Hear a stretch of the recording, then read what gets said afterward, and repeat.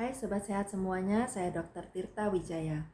Di channel ini kita akan membahas berbagai masalah seputar kesehatan. Dan pada kesempatan kali ini kita akan membahas mengenai penyakit jiwa atau kesehatan mental. Memang kesadaran masyarakat mengenai kesehatan mental belakangan ini sudah jauh lebih baik dibandingkan 10 atau 20 tahun sebelumnya. Tapi masih banyak juga sih mitos-mitos mengenai kesehatan mental, kesehatan jiwa yang beredar di masyarakat.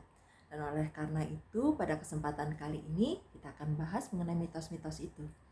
Oke, yang pertama, penyakit jiwa itu jarang terjadi. Ini adalah mitos.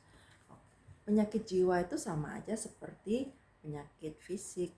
Ada yang jarang, ada yang sering gitu.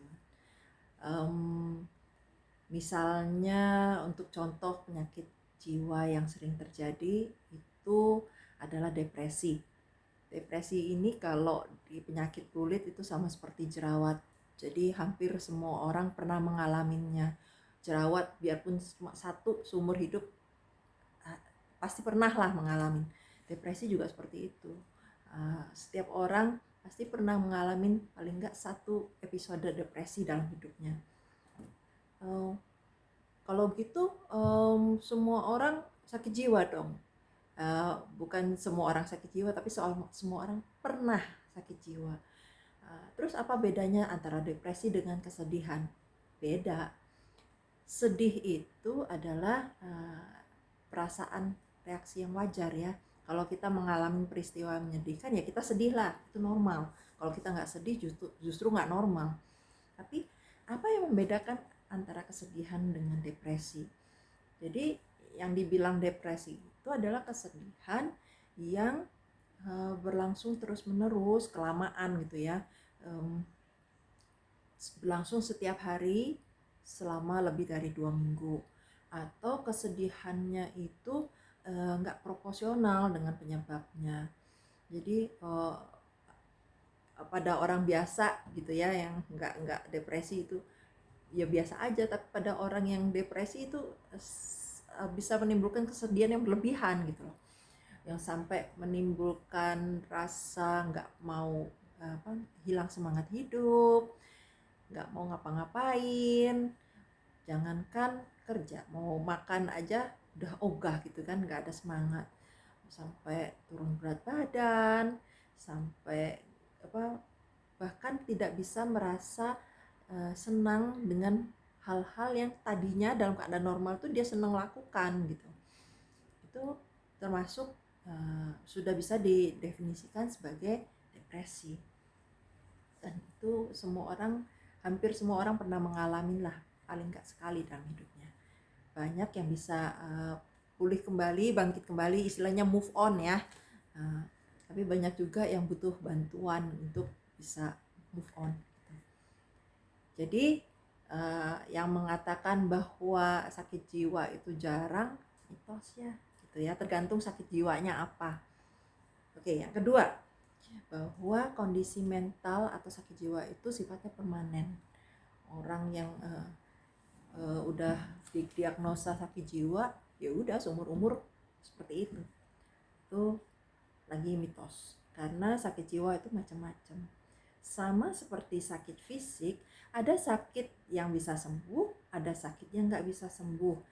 Yang nggak bisa sembuh pun ada yang bisa dikontrol meskipun penyakitnya sendiri nggak sembuh. Penyakit jiwa juga seperti itu, ada yang bisa sembuh, bahkan tanpa terapi pun bisa sembuh. Ada yang butuh terapi baru sembuh, ada yang nggak bisa sembuh tapi bisa dikontrol, ada juga yang memang ya nggak bisa diapa-apain gitu loh ya. Jadi itu adalah mitos. Contohnya yang tadi yang saya sebut, depresi itu banyak orang yang bisa sembuh bahkan tanpa terapi dari tenaga profesional ya. Maksudnya mereka bisa memotivasi dirinya sendiri sehingga move on gitu. Itu bisa sembuh.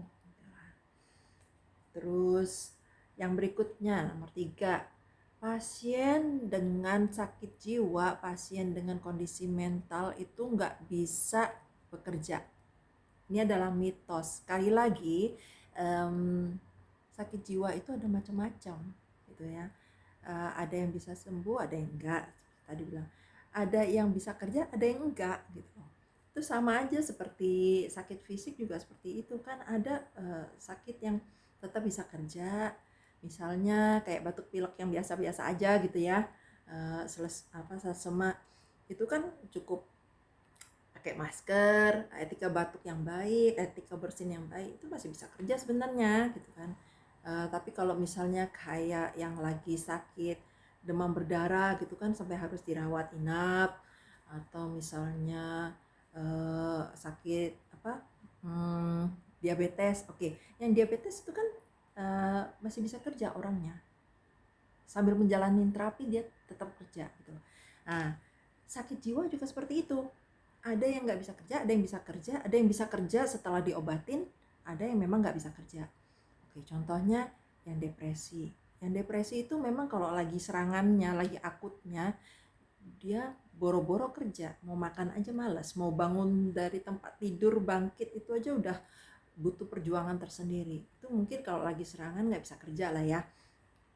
Tapi setelah dia diterapi sembuh ya bisa bekerja. Ada juga yang memang nggak bisa bekerja, jangankan bekerja, ketemu orang aja takutnya setengah mati, dia udah fobia gitu, itu bisa. Tapi ada juga kondisi-kondisi sakit jiwa tertentu yang pas lagi sakit pun dia bisa bekerja dengan baik. Contohnya orang-orang narsis itu salah satu kelainan jiwa ya, itu mereka masih bisa kerja seperti biasa, cuma ya itulah narsis gitu kan. Atau psikopat, banyak psikopat yang highly functioning, mereka itu tetap bisa bekerja, mereka bisa menarik perhatian orang, membuat orang kagum karena karismanya.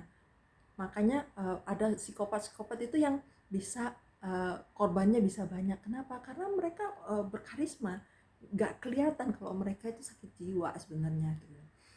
Jadi pernyataan bahwa orang sakit jiwa nggak bisa kerja itu mitos, tergantung jenis sakitnya, tergantung kondisinya ya. Terus yang keempat, bahwa kecanduan atau ketergantungan itu disebabkan nggak adanya niat atau tekad atau willpower. Oke. Jadi pada kecanduan-kecanduan yang ada barangnya, misalnya kecanduan rokok, kecanduan narkoba, kecanduan kopi misalnya gitu ya, itu kan ada barangnya. Orang lebih gampang memaklumin bahwa pasiennya itu nggak bisa berhenti hanya dengan niat tekad aja karena ada barangnya. Tapi sebenarnya semua jenis kecanduan itu sama prosesnya di dalam tubuh kita, meskipun nggak ada barangnya. Contohnya kecanduan yang nggak ada barangnya itu kecanduan game online, kecanduan pornografi, kecanduan judi, kecanduan shopping, atau kecanduan kerja. Ada loh kecanduan kerja, workaholic. Jadi prosesnya sama di dalam tubuh kita. Pada saat kita melakukan hal-hal yang kita sukai, di otak kita itu keluar suatu substansi yang menimbulkan rasa senang. Dan wajar saat kita merasa senang kita akan melakukan hal yang sama. Dan saat kita melakukan yang sama, substansi itu keluar lagi, rasa senangnya lagi. Begitu seterusnya. Cuma pada saat kita melakukannya berulang-ulang, kadar senangnya kita itu menurun. Ya contohnya waktu kita makan KFC gitu ya, buat pertama kalinya, wah enak banget gitu kan. Terus yang kedua kalinya nggak se-happy itu gitu loh. Ketiga kan gitu ya. Nah pada proses kecanduan, orang akan melakukan hal yang sama pada intensitas yang lebih tinggi dalam usaha mencapai rasa kepuasan yang sama. Oke, contohnya misalnya nih kayak orang yang kecanduan shopping, pada saat dia beli barang yang harganya 1 juta, pada saat pertama kali dia happy, wah happy-nya segini gitu kan. Terus pada saat dia shopping lagi 1 juta, happy-nya berkurang segini. Terus 1 juta lagi berkurang lagi, seterusnya. Nah, untuk mencapai kadar yang sama, dia harus belanja lebih. Tadinya 1 juta segini, dia harus belanja 3 juta. Berikutnya 5 juta. Berikutnya 10 juta, begitu seterusnya. Dan itu yang menyebabkan kecanduan. Dan proses itu sama untuk yang ada substansinya atau yang nggak ada gitu. Bukan nggak ada, sebenarnya ada tapi nggak kelihatan gitu ya. Jadi nggak cukup dengan willpower aja. Memang niat untuk berhenti itu penting. Pasien yang nggak punya niat untuk berhenti itu jauh lebih sulit untuk dibantu. Mereka nggak sulit untuk diharapkan comply ya, nurut sama rencana terapi gitu ya. Jadi jauh lebih sulit untuk dibantu. Tapi willpower aja nggak cukup karena sudah terjadi perubahan struktur yang di otaknya gitu ya. Jadi itu mitos. Berikutnya mengenai kelainan makan.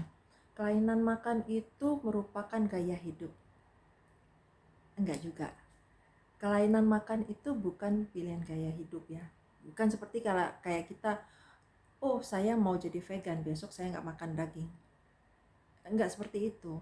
Orang yang mengalami gangguan makan, misalnya anoreksia atau bulimia, itu dia benar-benar merasa nggak bisa mengendalikan impulsnya gitu lah ya.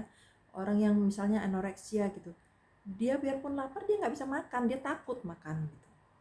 Atau yang bulimia itu yang suka nyolok-nyolok gitu kan, abis makan dicolok-colok biar muntah lagi gitu ya, sampai giginya rusak, sampai nggak bagus gitu, tetap dia merasa dia harus, itu perilakunya sudah kompulsif, mereka nggak bisa mengendalikan diri gitu.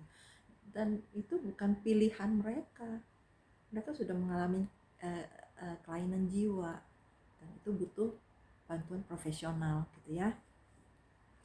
Terus berikutnya pasien yang sendirian, single, kesepian gitu, itulah yang membutuhkan terapis.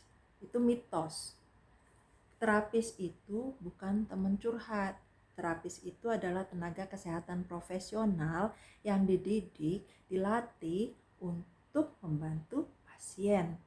Ya, sama seperti pada penyakit fisik, dokter kan perlu menemukan penyebab dari sakitnya itu apa supaya bisa dilakukan terapi yang tepat.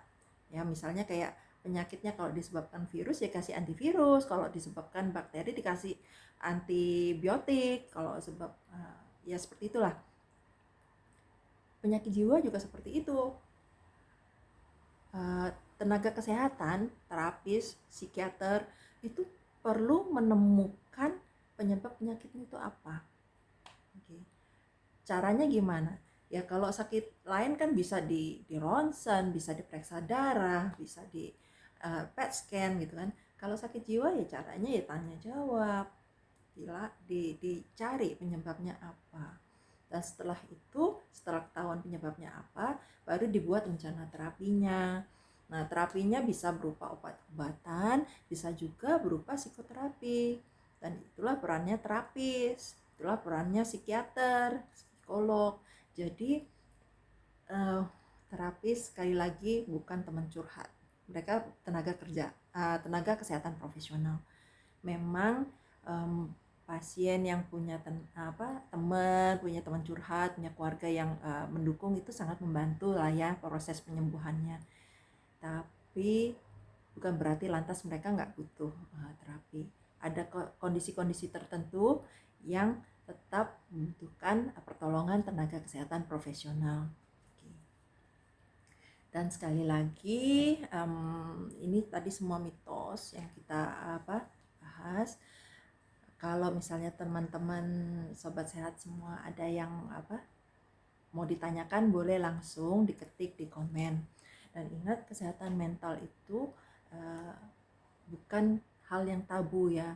Bukan berarti orang yang sakit mental itu orang yang lemah, nggak bisa mengendalikan emosi. Enggak, itu sama seperti penyakit fisik gitu loh. Bisa menimpa siapa aja. Dan kalau memang Anda membutuhkan bantuan, kalau memang terganggu kualitas hidupnya, cari bantuan. Sama seperti kalau kita sakit, kita pergi ke dokter. Kalau sakit jiwa ya pergi ke dokter jiwa.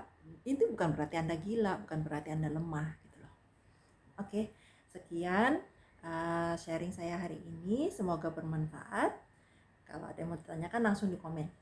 Oke, salam sehat selalu.